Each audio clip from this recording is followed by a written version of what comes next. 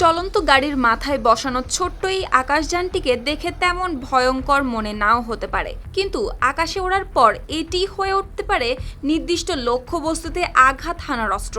ভারতের নতুন জেট চালিত লয়টারিং মিউনেশন দিব্যাস্ত্র MK3 এবার সফলভাবে সম্পন্ন করেছে প্রথম পরীক্ষামূলক উড্ডয়ন। এটি সাধারণ কোনো ক্ষেপণাস্ত্র নয়, এটি এমন এক ধরনের অস্ত্রবাহী ড্রোন যা আকাশে ঘুরে লক্ষ্যবস্তু খুঁজতে পারে এবং লক্ষ্য শনাক্ত হলে নিজেই সেখানে আঘাত হানে। তাই অনেক সময় একে সুইসাইড ড্রোনও বলা হয়, কারণ আঘাত হানার সময় ড্রোনটিও বিস্ফোরিত হয়ে ধ্বংস হয়ে যায়। ভারতের প্রতিরক্ষা প্রযুক্তি প্রতিষ্ঠান কাওয়া UAV তৈরি করেছে এটি। নির্মাতা প্রতিষ্ঠানের দাবি, দিব্যাস্ত্র MK3 তৈরিতে গুরুত্ব দেওয়া হয়েছে দেশীয় প্রযুক্তির ওপর। এমনকি এতে ব্যবহার করা জেট ইঞ্জিনটিও ভারতেরই তৈরি।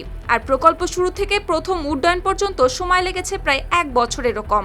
এদিকে পরীক্ষামূলক উড্ডয়নের মাধ্যমে এর জেট প্রপালশন, স্বয়ংক্রিয় উড্ডয়ন ও এয়ারফ্রেমের কার্যকারিতা যাচাই করা হয়েছে। তবে অস্ত্রটির পাল্লা ও সর্বোচ্চ গতি কতক্ষণ আকাশে থাকতে পারবে কিংবা কী পরিমাণ বিস্ফোরক বহন করতে পারবে, এসব গুরুত্বপূর্ণ তথ্য এখনও প্রকাশ করা হয়নি।